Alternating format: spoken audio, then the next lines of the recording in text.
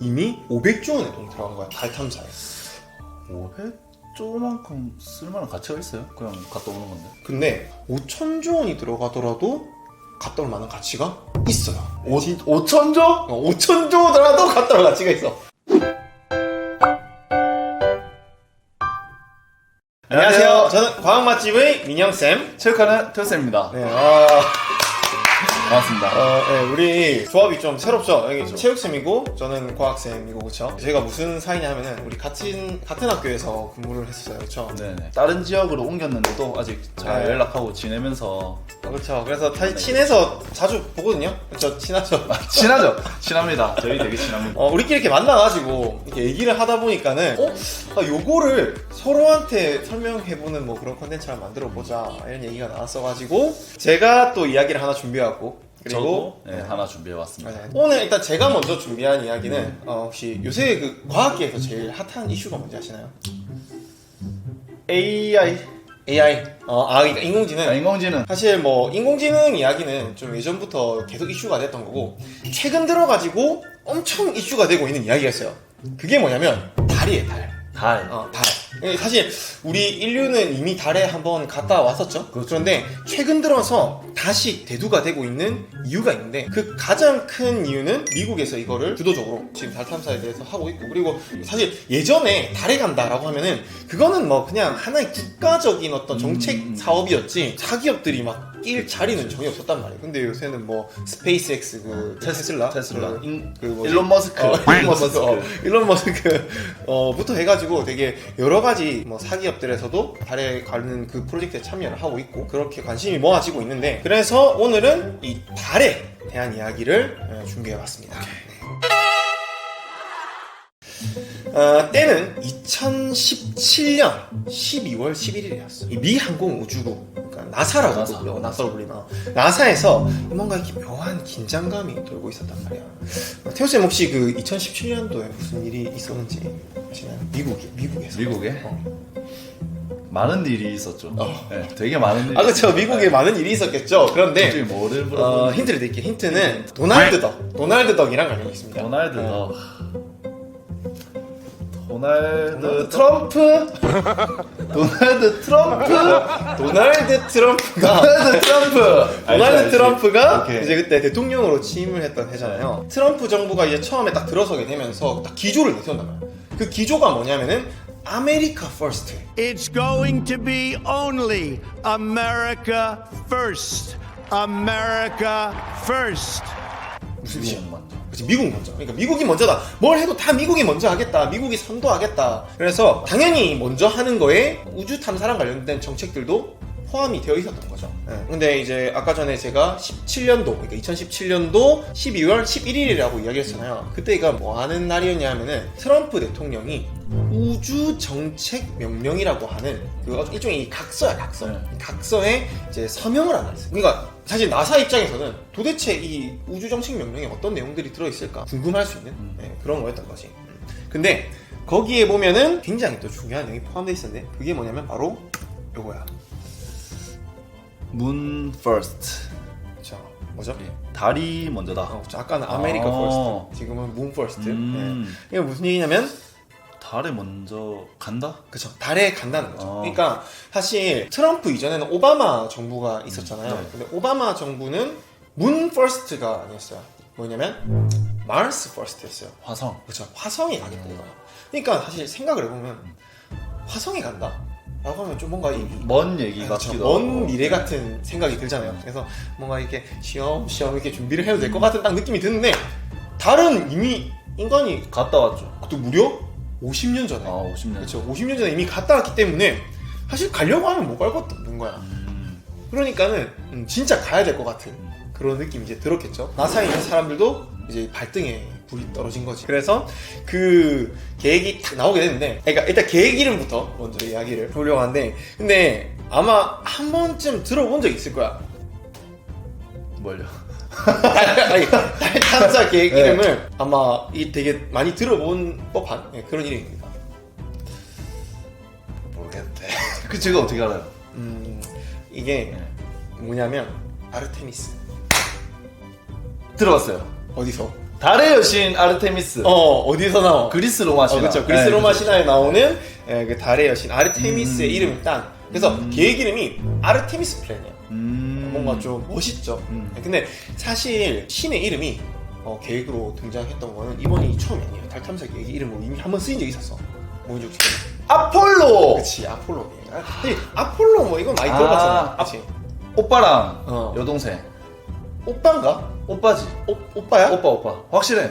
확실해? 아이도 전공.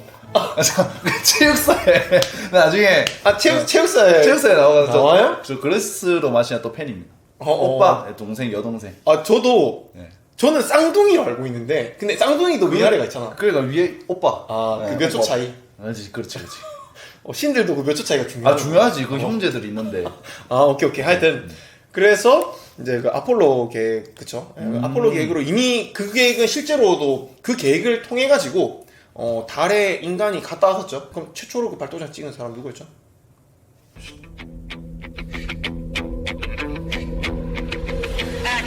루이 암스트롱. 닐 암스트롱.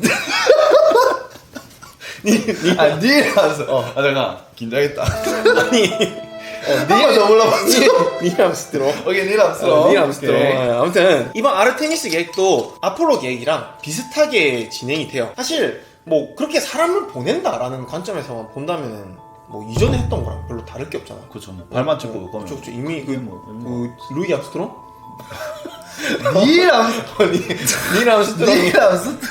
닐 암스트롱. 닐 암스트롱이 그쵸? 이미 했던 거죠. 그쵸. 그쵸. 네. 그래서 뭐 그렇게만 하는 건 의미가 없기 때문에 이번에는 조금 더 거국적인 목표를 잡아야 될 거 아니야. 그래서 이번에 단순하게 발도장만 찍고 오는 게 아니라 손도장. 손도장 말고 손도 말고. 네. 발도장을 지속적으로 찍을 수 있게 계속 왔다 갔다 지속 가능한 방문이 가능하도록 만들자. 지속 가능한 방문이 가능하려고 하면은 거기에 건물. 그렇죠. 기지가 있어요. 네. 기지가. 그 기지를 두고 계속 이제 왔다 갔다 할 수 있는 그런 일종의 인프라를 구축하겠다는 거죠. 그런 목적을 가지고 있는 게 그게 아르테미스 플랜인데 듣기에는 되게 거국적이고 좋아. 하지만 문제가 있어. 뭘까? 돈? 그쵸. 돈이 문제야, 돈이. 이번 아르테미스 계획에 예산이 편성됐을 거 아니야, 예산이. 네. 얼마가 편성됐을 것 같아? 로켓 몇 대 보내는 거야? 얼마 정도 편성됐을 것 같아? 10조 원? 10조? 아니. 그거에 딱 10배인 100조 원. 근데 사실 달 탐사에 돈을 쓰는 게 이게 끝이 아니야. 우리 앞에 아까 무슨 얘기했어? 아폴로 계획 얘기했잖아. 아폴로 계획에 들어간 돈은 이것보다 훨씬 많아. 얼마냐 하면은 무려 400조 원 쳤어. 와, 그래 많이 썼다. 발만 찍고 오는데. 그렇죠. 그러니까 딴 거 다 빼고 그냥 아르테미스 계획, 아폴로 계획 이 두 개만 따져도 이미 500조 원의 돈이 들어간 거야. 달 탐사에. 500조만큼 쓸만한 가치가 있어요? 그냥 갔다 오는 건데. 그치. 또 사실 달 봤을 때 어떤 느낌이야? 그냥 뭐 회색 돌덩어리에 그냥 뭐 회색 돌덩어리. 좀 움푹 파져 있고. 그치. 크게. 또 거기 갔다 오는 게 그만한 돈을 쓸 가치가 있나? 라는 의문이 들 수밖에 없지. 너무 좀 비싼데? 그렇죠. 근데 만약에 500조 원이 아니라 5천조 원이 들어가더라도 갔다 올 만한 가치가 있어요. 5천조? 5천조더라도 갔다 올 가치가 있어. 진짜. 그 정도? 일단 잘 들어봐. 그러니까 첫 번째는 자원이야, 자원. 사실 아까도 얘기했다시피 달 그냥 회색깔 돌덩어리처럼 보이잖아. 근데 거기에 엄청난 자원이 매장돼 있어. 그게 어쩌다가 생기게 된 거냐면은 이 달이랑 지구랑 가장 대표적인 차이 하나만 얘기해주세요. 중력이 약하다. 그거 말고 그것보다 더 도드라진 특징이 있어. 공기가 없다. 그렇죠. 맞아요. 맞아요? 지구는 대기권이라고 하는 이 공기 덩어리들이 마치 보호막처럼 지구를 보호를 해주고 있어요. 그런데 달에는 이게 없단 말이야. 요런 것도 아마 봤을 거야. 지금 여기 보면은 지구로 떨어지는 운석이 활활활 불타고 있죠. 이걸 통해서 우리가 이 지구를 이 대기권이라고 하는 보호막이 보호해주고 있구나 라는 사실을 알 수가 있네. 여기 달의 사진을 보면은 운석이 그냥 뭐 막아준 대기 없이 그대로 꽂히니까는 여기 뭐 어때? 운석 이게 자원이구나 이게. 운석 속에 Nope. 아니야. 아니야? 아니야. 운석의 자원이 있는 게 아니라 운석의 자원이 아니야? 사실 그것보다 훨씬 중요한 게 있어. 그게 뭐냐면 중요한 거. 바로 태양풍. 들어봤어요? 판타스틱 4에 판타스틱 태양풍 4. 맞아가지고 그 마블에 나오는 예. 맞아요. 태양풍 맞으면은 돌연변이 되고. 예. 그런데 사실 판타스틱 4는 이제 그 태양풍 맞아서 잘 된 케이스죠. 네. 네, 보통 사람들 보통 태양풍 맞으면 요즘 죽겠죠. 그렇죠. 네. 큰일 나는 네. 대부분 그렇게 되겠죠, 네. 그렇죠? 근데 이 태양풍이 자원이야. 태양풍이 자원이야. 네, 태양풍의 정체가 뭐냐면은 태양에서 날아오는 수소랑 뭐 헬륨, 이온화되어 있는 플라즈마가 이렇게 막 날아오고 태양풍의 정체가 걔네들이란 말이야. 근데 얘네가 이제 지구로 오는 경우에는 뭐 그냥 대기권에서 알아서 컷되거나, 근데 달에는 얘네가 직방으로 꽂히니까는 그 방금 얘기했던 수소, 헬륨 이런 것들이 달 표면에 그대로 쌓인다 이거지. 아. 근데 그 중에서 태양에서 온 헬륨, 요 녀석이 대박인 자원이야. 헬륨. 지구에도 헬륨 많잖아. 근데 일반적인 헬륨이 아니야. 일반적인 헬륨과 동위원소인 헬륨3라고 하는 녀석이 이게 어디에 쓰이는 거냐면은 아마 한 번쯤 들어봤을걸? 핵융합. 그러니까 핵발전. 핵발전에 쓰이는 거지. 근데 헬륨3 1g 있지. 1g으로 석탄 40톤이 내는 그만큼 에너지를 만들어낼 수가 있어. 40톤. 그 정도의 굉장히 고효율 자원이라는 거지. 그래서 사실 단가로만 대충 따져봐도 이 석탄 40톤이면은 시세로 대충 따졌을 때 한 300만 원 정도 해. 그러면은 헬륨3 1g에 이게 300만 원짜리야. 300만 원. 이만 한 주먹만 가져와도 그러면 바로 저 벤츠 타지. 렌즈. 네. 그렇죠. 네. 근데 저 달 표면에는 방금 말했던 헬륨3가 무려 100만 톤 이상이 매장돼 있는 거야. 그만큼 쌓여 있는 거야. 그러면 지금 바로 달 가겠는데? 그러니까 헬륨3 100만 톤이면은 아까 얘기했던 500톤 그냥 메꾸어도 훨씬 남겠네. 메꾸는 정도 네, 그러니까. 몇천 번 메꿀 수 있는 게 아니야. 예산 그거 다 써야겠는데? 내가 괜히 5천 조 한게 아니야. 다 그거 써야겠는데? 하고는 안 된단 말이야. 그러니까 네. 갈만하다. 근데 사실 헬륨3의 대단한 점은 이게 끝이 아니야. 이미 뭐 금전 쪽으로도 진짜 쩔지만은 그걸 뛰어넘는 이점이 있어. 그게 뭐냐면 내가 만약에 석탄 40톤을 썼어. 그러면 문제가 뭐겠어? 환경오염이 좀 그치. 많으니까. 우리 사실 이런 화석연료 쓰는 거 가지고 환경오염이 되게 많이 나오잖아. 전기차도 타고 막 이런. 그치.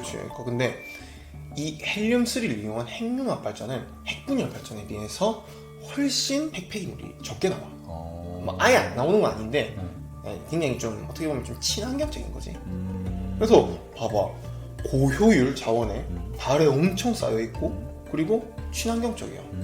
이상적인 자원이라 이거지. 자, 그런데 여기까지가 딱 돈으로 따질 수 있는 이익만 얘기한 거야. 그럼 더 있어요? 뭔가. 그렇지. 이득이. 그 중에서도 심지어 돈으로 금전적인 가치를 따질 수 없는 이점들도 있어. 근데 이게 더 대박이야.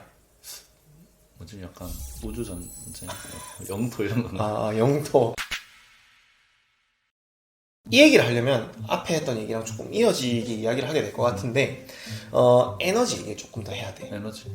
지금 우리가 200년 전으로 돌아가. 200년 전이면은 1800년이지. 그렇죠. 1800년대의 에너지 사용량이랑 지금의 에너지 사용량 한 몇 배 정도 차이가 날 것 같아. 인구는 5배가 늘었어. 그럼 뭐 최소한 10배? 10배가 아니라 30배가 늘었어. 아. 근데 여러 전문가들은 이런 추세가 계속될 거라고 보고 있어. 그럼 봐봐, 지금도 에너지 부족하다고 난리잖아. 그런데 지금으로부터 200년 뒤에는 몇 배? 900? 그치. 그냥 단순하게 따졌을 때 지금의 30배야. 그럼 400년 뒤에는 지금의 900배야. 그러니까. 그러면 도대체 그 에너지들은 어디서 가지고 온 애가? 그렇다고 에너지를 안 쓸 수도 없어. 그렇기 때문에 이거를 해결하기 위해서는 어떻게 해야 될 것 같아? 달에 가서 자원을 좀 갖고 온다. 근데 그걸로도 만약에 모자라다면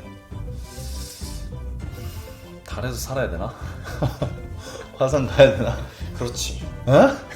진짜로? 화성 간다고? 그러니까 결국에 지구랑 달에서 해결이 안 되면은 다른 태양의 행성 혹은 태양의 눈을 돌려야 되는 거야. 그러니까는 결과적으로 지구에 틀어박혀서만은 살 수가 없다는 거지. 그렇기 때문에 결국에 언젠가는 인류가 우주 밖으로 눈을 돌려야 한다는 거는 그냥 뭐 어쩔 수 없이 부정할 수 없는 사실이야. 그런데 대부분의 전문가들은 그 시작이 달에 가는 것으로부터 시작될 것이다. 그러니까 달에 안 가면은 다른 데로 가기도 힘이 든다 이거야. 아까 얘기했잖아. 달이 중력이 약하단 말이야. 근데 지구는 중력이 세. 똑같이 한번 생각해봐. 로켓가 있어. 근데 이 로켓이 지구를 벗어난 거야. 달을 벗어난 거야. 뭐가 더 어려워? 달이 훨씬 쉽겠네. 그렇지, 달이 훨씬 쉽지. 연료를 좀만 써도 되니까. 그렇지. 그래서 실제로 많은 과학자들이 지금 우리 여기 로켓 쏘는 거 보면 되게 의리하고 엄청나게 크잖아. 근데 달에서 만약에 로켓을 쏘게 된다면은 그렇게 크지 않을 것이다. 그러니까 그 로켓이 큰 이유가 뭐냐 하면은 다 연료야. 아폴로 이만한 했잖아. 그러니까 로켓 이만하면 끄트머리 이게 아폴로. 맞아. 네, 그러니까. 그런 것처럼 다 연료야. 근데 연료가 상대적으로 덜 필요하다는 거는 로켓 자체가 클 필요도 없다는 거지. 그래서 훨씬 더 쉽게 다른 곳으로 나아갈 수 있다. 그럼 이제 여기서 문제가 되는 게 뭐냐면 근데 달에 로켓에 연료가 있을까? 태양열. 아니 뭐 태양열로 로켓을 쏴. 로켓의 연료는 수소와 산소. 아 진짜요? 네. 석유로 이런 걸로 난 줄 알았어. 아니야. 진짜로. 석유로 가는 거 아니야. 석유로 빡 이건 줄 알았는데. 네. 근데 달에는 얼음이 있어. 그래서 사실 그 얼음을 녹여서 그거를 분해를 시키면 물을 분해시키면은 수소랑 수소와 산소. 산소가 만들어지잖아. 그러면은 그걸 통해서 연료로 로켓을 발사할 수도 있다 이거지. 네. 우리도 이제 문바로 써야겠는데? 안 갈 이유가 없는데? 저희 막 누리호, 막 나로 뭐 이런 거 계속 발사하면서 우리도 빨리 가서 뭐 이것뿐만 아니라 우리 인류의 진보를 이거가 중요한 것 같은데. 우리 인류의 진보를 위해서 내 진보를 위해서 달을 꼭 가야겠다. 달을 꼭 가야겠다. 그런 생각이 들었습니다. 좋았습니다. 네, 그러면 우리 오늘 달에 대한 얘기 이 정도로 하고 좋습니다. 태호쌤도 뭐 또 이렇게 재밌는 얘기를 준비하셨다면서요? 그렇죠. 저도 이제 체육계에서 좀 이슈가 있는 그런 얘기를 이제 좀 해보고자 합니다. 오케이, 알겠습니다. 그 대충 주제라도 살짝 얘기해 주세요. 주제는 일단 좀 먹고 할게요. 뭐야 이거? 설마 주제가 도핑이야? 맞습니다. 오늘 얘기해볼 주제는 바로 이제 이 도핑에 대해서. 그래서 이걸 준비해 온 이게 뭐야 이거?